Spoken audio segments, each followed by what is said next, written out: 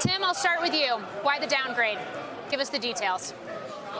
Well, it's quite simple, actually. U.S. Subscriber growth has reached a nice high level here. I think that pace of growth is slowing. I think given last quarter's miss and this quarter's miss in the U.S. and a lower number for Q4 expected than we had previously had, caused us to look at our numbers going out. I thought they were a bit too high given the coming competition. Lowered our U.S. subscriber growth forecasts. That led to a lower implied valuation, and so we just took off the outperform rating. Simon, should Netflix, and I say this based on some of the comments we got from Reed Hastings after earnings 2 days ago, should Netflix be more concerned about competition? I don't think so. I think there's been a tremendous overreaction about the coming competition. I think people should be more focused on the churn off pay TV services. And if they were really going to dive into the details, I think they need to look at the content lineup on Disney+, on Apple.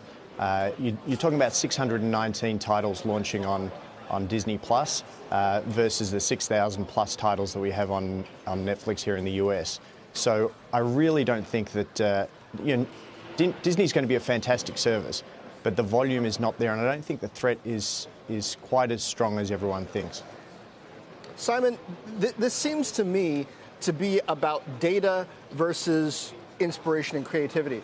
Disney has a machine for creating content that people seem to like, but Netflix has this global platform and rich data, and the question is that data going to let them make smarter bets about what to make and whom to show it to? You work for a couple of different streamers. How big a difference does that data make?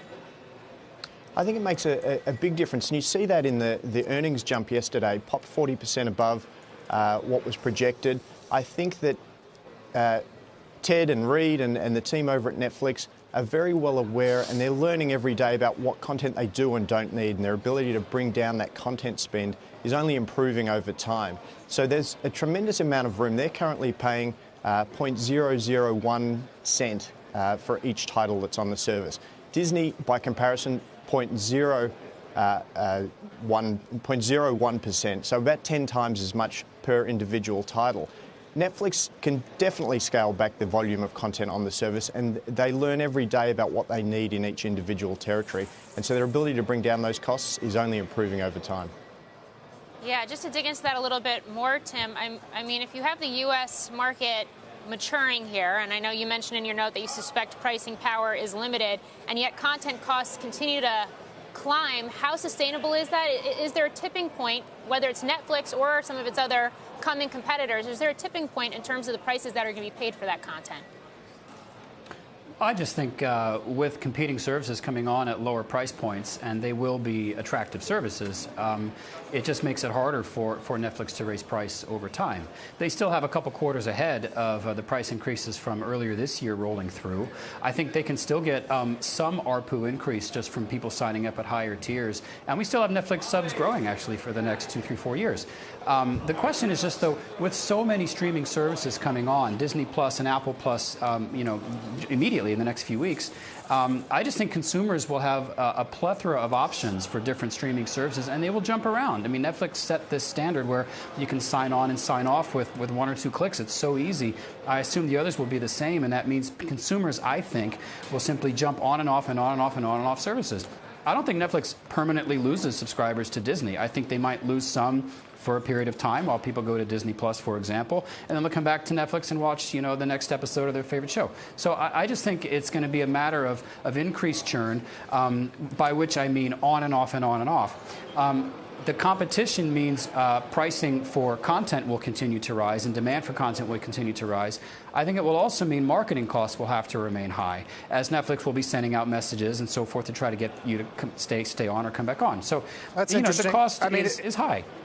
If it does become as easy as just changing the channel, then, I mean, what is it? What's going to be an acceptable number on churn? And are subs going to be even relevant as a metric in 2 or 3 years? I don't know what the right churn number is, but again, I'm thinking of churn in terms of churning on and off and on and off and on and off. And that overall will probably limit the ability of Netflix to simply keep adding subscribers. I just think these are a lot of attractive services that will have a lot of interest to a lot of people. So Simon, how should we be looking at the value of Netflix? Is it just in terms of how much they're spending on content and then how many people they get to look at it? Or do we have to look at this as a global membership platform where eventually, even if it's not advertising, they start selling something else? You bring up a good point. They're currently speaking to 160 million plus consumers around the world. Jim Cramer last night on Mad Money talked about their ability to speak to international consumers is better than anyone. So certainly that presents an opportunity, but I think it's not something that's probably on their roadmap immediately. I'm sure they consider it, they think about it, but I don't think that's anything that's on their roadmap at the moment. They're just all about being laser focused about delivering the best streaming service. They're not trying to sell phones, they're not trying to do the best shipping, they're just about building the best global streaming service, and I think at the moment they're succeeding very well at that.